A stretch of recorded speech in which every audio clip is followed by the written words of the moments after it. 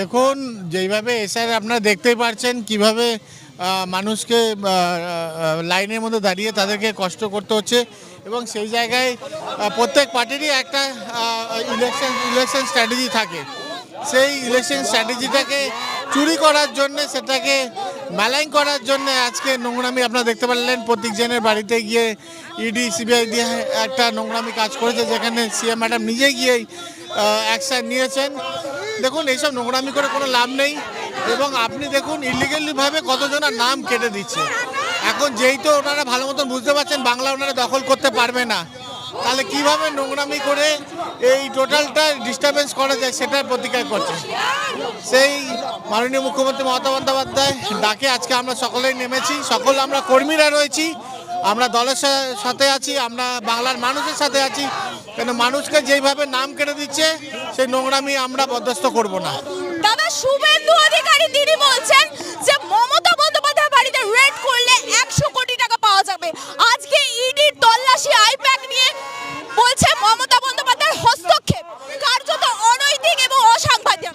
দেখুন, আপনাকে একটা কথা বলি, ইনারা খালি বলে যাচ্ছে এর বাড়ি কোটি পাওয়া যাবে, ওইভাবে কোটি পাওয়া যাবে, কিন্তু যেভাবে বাংলার মানুষের সাধারণ মানুষ এবং যারা জেনুইন ভোটার তাদের নাম অবৈধভাবে কেটে দেওয়া হচ্ছে, এটা তো শোভনীয় নয়, এবং বাংলা মানুষ এটা চায়নি। আপনারা দেখতে পাচ্ছেন কত বয়োজ্যেষ্ঠ মানুষরা লাইনে দাঁড়িয়ে এবং ইন্টেনশনালি, ধরুন আমারই কথা বলছি, আমার মা মারা গেছেন এবং মার 2002-এর নাম ছিল, এবং সেই জায়গায় আমাদের ভাই বোনদের প্রয়োজনীয় জায়গায় ওনার নাম দিয়ে আমরা আমাদের ডেটা দিয়েছি।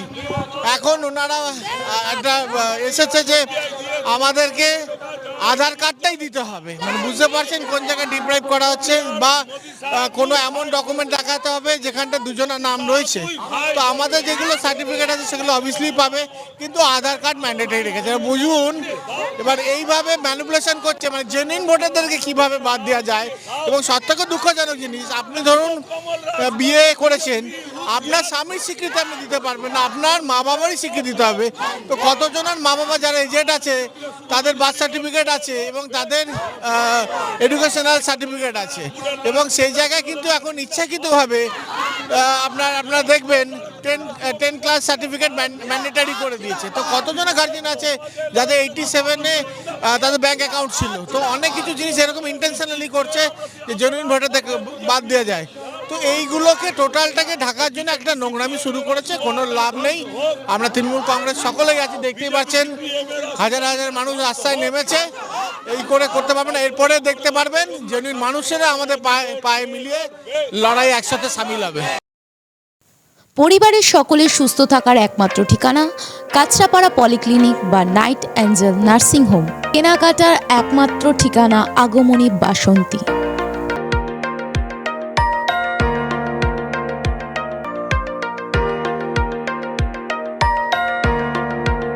এখানে আমাদের সব থেকে মানে এখানে আশেপাশে দেখছি একটু খাবার একটু অসুবিধা হচ্ছিল, তো আমি দেখলাম কি এখানে একটা ছোট্ট একটা চায়ের দোকান করব।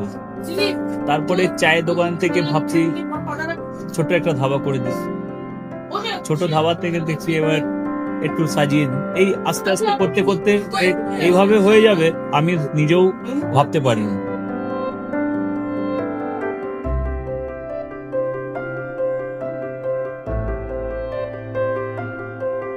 ব্যবহারের জন্য আমাদের এখানে কার পার্কিং থেকে নিয়ে গেস্ট খাবার থেকে নিয়ে বাড়ি এরকম কিছু ব্যাপার যদি থাকে তো মানুষকে বাড়িতে আমরা সার্ভিস দিতে পারবো, এইভাবেও আমরা চেষ্টা করব।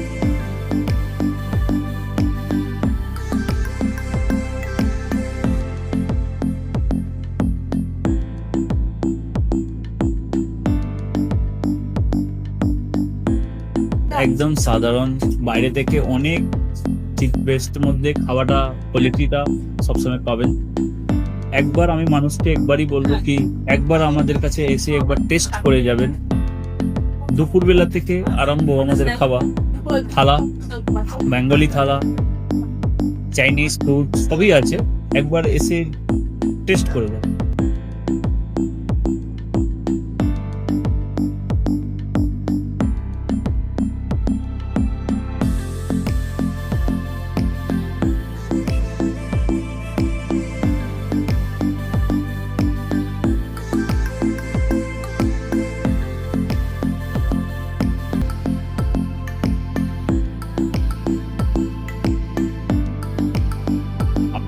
চ্যানেলের মাধ্যমে বলি একবার আসুন কেশরি ধাবাতে দেখে নিন।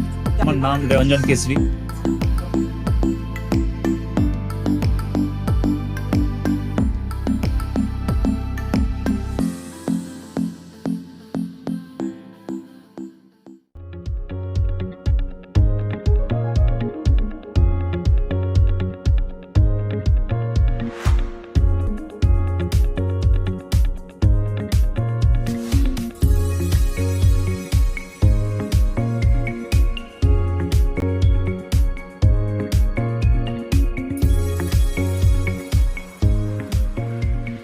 এদের রান্নাঘরকে আরো অত্যাধুনিকভাবে সাজাতে সমস্ত কিছু পেতে চলে আসুন নৈহাটি গৌরীপুর চৌমাথা বাজার কেশরি লাইট হাউস।